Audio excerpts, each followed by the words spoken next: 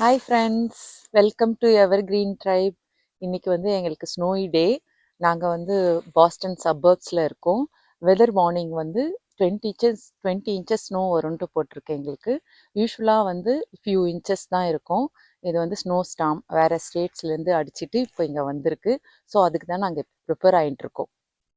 நாங்கள் வந்து இப்போ ஸ்னோக்காக எங்கள் ட்ரைவேவை ப்ரிப்பேர் பண்ண போகிறோம். சால்ட் போட போகிறோம், ராக் சால்ட்.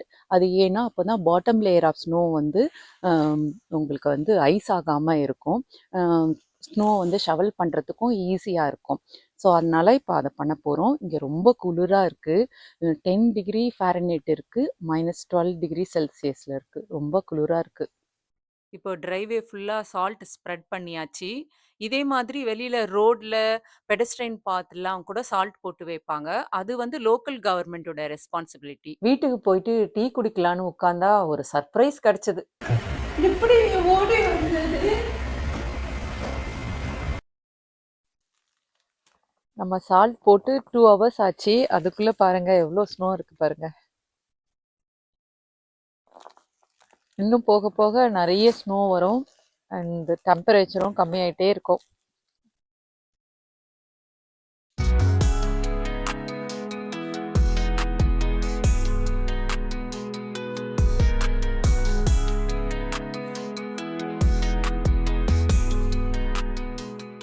ஸ்னோஃபால் ஸ்டார்ட் ஆகி 6 ஹவர்ஸ் ஆகுது. ஸ்னோ வந்து அக்குமுலேட் ஆயிட்டே இருக்கு. ஸோ ஒரு ரவுண்ட் ஷவல் பண்ணிட்டா பெட்டரா இருக்கும்.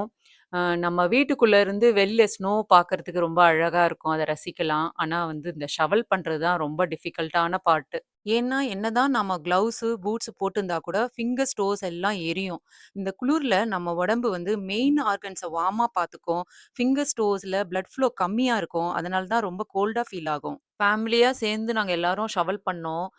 பண்ண ஸ்னோ கொட்டிட்டே இருக்கு. அதுக்குள்ளே இவ்ளோ கலெக்ட் ஆயிடுச்சு.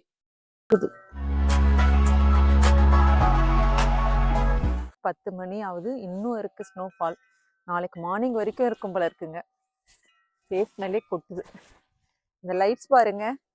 இது டிரைவேக்கு 2 பக்கமும் நாங்கள் லைட்ஸ் வச்சிருக்கோம். இப்போ வந்து லைட் வந்து ஸ்னோக்கு அடியில் தெரியுது. எப்படி வந்து க்ளோ ஆகுது பாருங்க.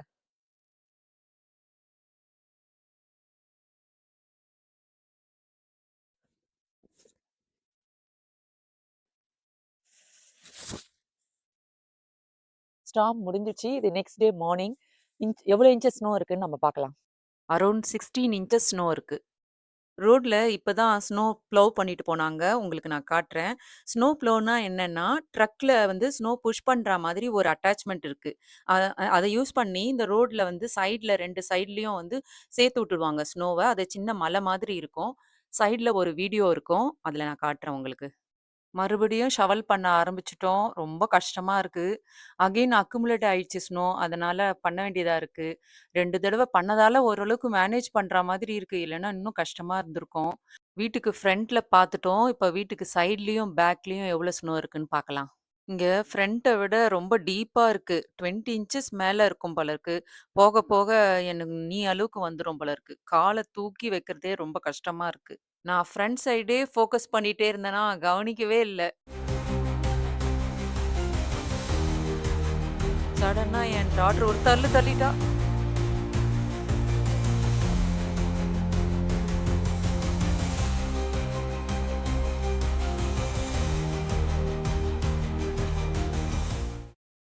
ஓகே, இந்த முறையாவது பேக் யார்டை போமான்னு பார்க்கலாம்.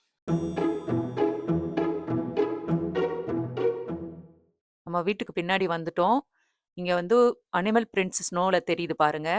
இது வந்து என்ன அனிமல்ன்னு சொல்லிட்டு இப்போ பாஸ் பண்ணிட்டு நீங்க கமெண்ட் செக்ஷன்ல போடுங்க. கமெண்ட் பண்ணிட்டீங்களா? அது வந்து ராபிட்டோட footprint. Snow day experience உங்களுக்கு பிடிச்சிருந்தா please like, subscribe and share with your friends. Thank you friends. மறுபடியும் இன்னொரு வீடியோல சந்திக்கலாம். பாய்.